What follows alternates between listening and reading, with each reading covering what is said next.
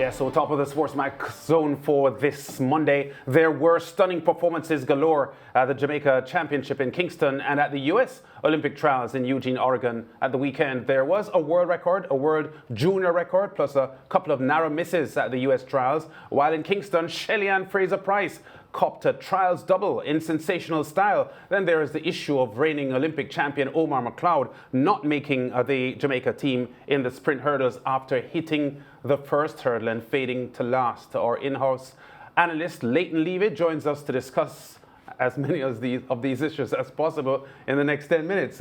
Leighton, I really genuinely don't know where to start, but let me go for Shelly and Fraser-Pryce on a magnificent double and underlining just how much of a quality championship performer she is. Well, she described herself as a warrior when I interviewed her after that 21.79 on Sunday. And that's what she is. When you look at her record over the years, the only times that she has been beaten in finals is when she has not been well. Again, on Sunday, what we saw, this was her target for the year, breaking 22 seconds, of course, breaking 10.7 seconds as well. And she's now ranked only behind Merle Naughty 21.64, Elaine Thompson 21.65, and Veronica Campbell-Brown 21.74. And she's one of the fastest women in the world this year, given that there were 4 women who ran under 22 seconds at the US trials on the weekend just the night before. It was a fantastic performance, and it tells you that she does the work that is necessary to get where she wants to be. She wants to win a 3rd Olympic gold medal in the 100 meters, and she also wants to perhaps end her Olympic career with a sprint double. Right now, she seems to be well on track. Yeah, you know what? She has predominantly been a 100-meter star in her career, but she does have a global 200-meter title back in Moscow, 2013. How solid do you think she is coming into her sprint double bid? Very. When you look at the race on Sunday, for example, she ran 2 races before early in the season, 23.2 and 22.66. But that didn't really give you an indication of where she was. A lot of speed endurance work and strength work that manifested itself in how she ran her 100 meters. But when you looked at the 200 on Sunday, she blew off that curve and managed to hold off Shericka Jackson, who ran a personal best 21.82 and has 400 speed endurance. And she was able to do that. Now, when you take into consideration the speed of the track in Oregon, the fact that it's at a fairly high altitude, and 21.61.1 in, of course, Gabby Thomas, 21.60, which is the 3rd fastest time ever. And the 2nd place was 21.89. Shelly and Fraser-Pryce's 21.79 is right in there as the 2nd fastest time behind that time. So right now, she's in a good place. And of course, we have to believe that between now and Tokyo, she'll be able to get even a little bit faster over the 200. She said that the strength work and endurance work that she's done in the preseason has helped her to manage her rounds a lot better. And given what we saw in the 100 and across the 200, for her to run 21.79 after 5 races tells you that she's ready to probably run faster and perhaps become one of the fastest Jamaican women, challenging Merle Naughty's 21.64. It is not implausible that she could go to Tokyo and do that, because we've seen her historically. She brings her best performance to major championships, 10.73, 10.78, 10.71.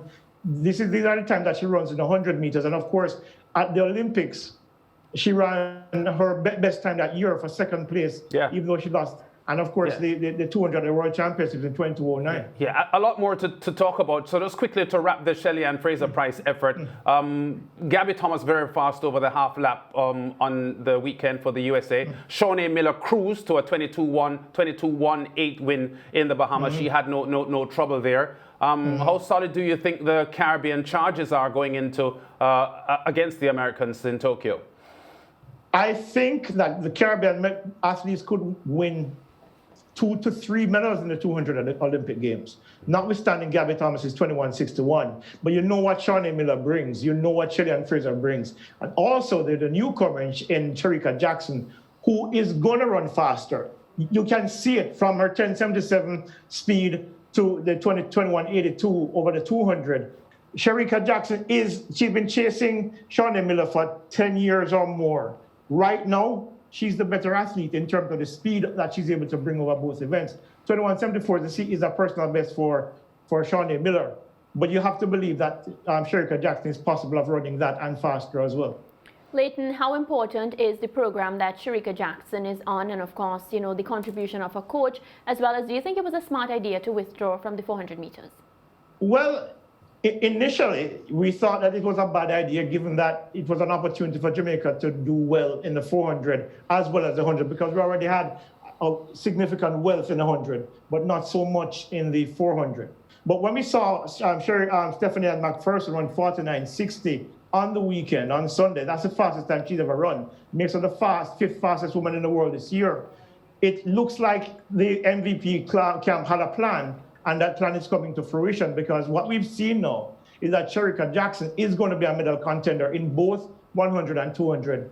And you have to believe that when you look at Candice McLeod, for example, who was second in 49.91, the Jamaica has lots of strength in the women's 400 as well, 50.02 for Renisha McGregor for third. In terms of the plan for Shericka Jackson, remember, she's a 400-meter runner, medals in the last 3 major championships, bronze medals, stepping down and then running 10.77 and 21.82 is fantastic. It puts her 5th all-time as the best female combination sprinters in history. And when you look at what she's been able to do so far, you have to believe that the program that she was on under the guidance of Paul Francis is working to perfection. Definitely, Leighton. I'm going to move across now to the men. Of course, Omar Mcleod not making the sprint hurdles team. How disappointed are you in how that panned out? It's disappointing. He's the fastest Jamaican in the world this year. And before Saturday night, he was the fastest man in the world before Grant Holloway ran 12.81. But the hurdles is a minefield. Everybody knows that. It's one of the reasons why it's so difficult to repeat as an Olympic champion in this event. Only 2 men have done it in previous years. He made a mistake in the semifinals of the hurdles on Saturday night, and he repeated that mistake on Sunday morning. Yes, he said he was suffering from cramps, but everybody else ran well. And the thing about it is this: it's not like the people who won the race ran slowly, right? Ronald Levy 13.10 was the second fastest time he's run this year, improving on the 13.08 he ran in the semifinals. Damian Thomas ran a personal best 13.1 and Hans Parchment 13.16, even though his spot might be in jeopardy because Rashid Broadbell, who has run 13.10 this season, actually applied for a medical exemption before the championships, picking up a minor injury in training. So you're looking at the fact that there is so much quality there. It makes it very difficult for Omar to get in, regardless of what are the circumstances or whatever the excuses that he's saying that he had the cramps and everything. It's unfortunate, but it's the system by which the J3s are functioning. So I'm sorry, but it is what it is. Yeah, quickly before we go, Leighton, on the US trials, we had the 400 hurdles, new world record. Among the top performers there, as we have already spoken about, Gabby Thomas in the 200 for women. Rai Benjamin, Winston Benjamin's son, now the number 2 man all time in the 400 hurdles. Those one-lap hurdles events, brilliant in the USA over the weekend, weren't they? Absolutely, and I can't wait to see him go up against Carson Varholm, because you saw in that race where Rai Benjamin took it easy for the first 200 and then came home hard and just missed out on the world record. Right? When you look at that I want to mention as Sidney McLoughlin 51.90, that record is temporary, because I'm telling you that record is going to go sometime either later this year or early next year, and it's going to belong to Sidney McLoughlin for a long time. That record, if you remember, 52.34 was the record set by Penchikina in 2003. It took 16 years to break it. Right? And when Dala Mohammed ran 52.2 at the US trials in 2019, then 52.16 at the World Championships, it's now been broken 3 times in the space of 2 years. And you get the feeling that Sidney McLoughlin is not done yet. So both times are fantastic, and I'm just dying to see what happens at the Olympic Games, because Dala Mohammed is just coming off of COVID, and this was her 4th race for the season. You have to believe that she's going to run faster as well and push McLoughlin to even faster times. Yeah, and to wrap the US trials, Usain Bolt's under 18 and under 20 world marks in the 200 meters, not his anymore. gone. Erriyon Knighton has made him mortal, because when I checked the latest standings on times for the under 18 record, Knighton has 7 of the 10 times. The other 3 times belong to Usain Bolt. He's pushed Bolt down in the space of 2 months. He's pushed Bolt down from 1st to 5th in the 200 meters.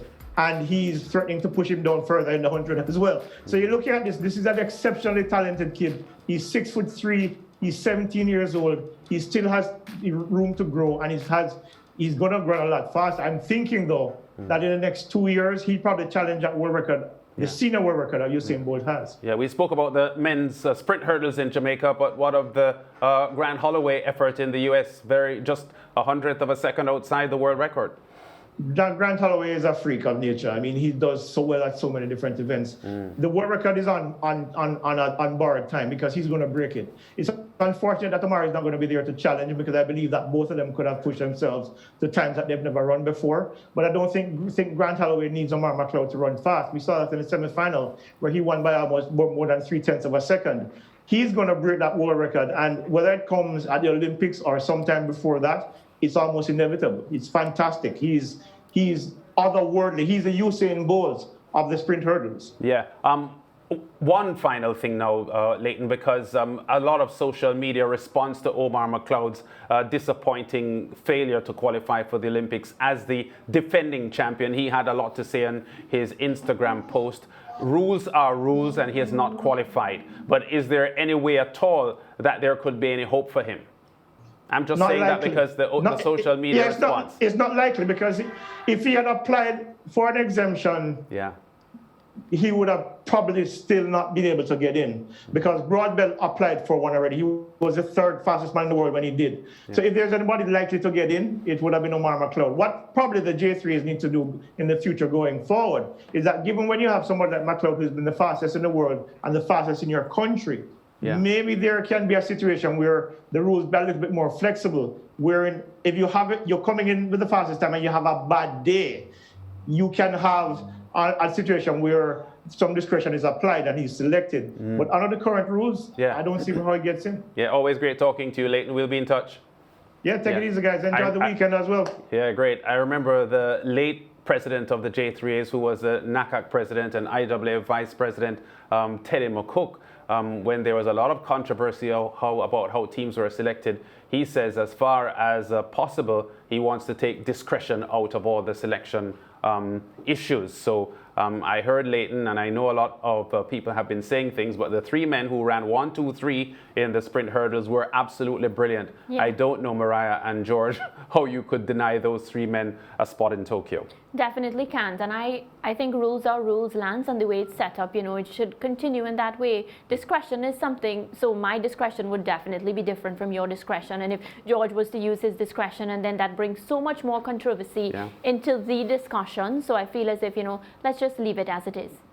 France are out of the European Championships, beaten 5-4 in penalties by Switzerland. Mbappe missing the penalty. Welcome back, George. What did I say about Mbappe and Erling Haaland earlier? Not as good. Overhyped.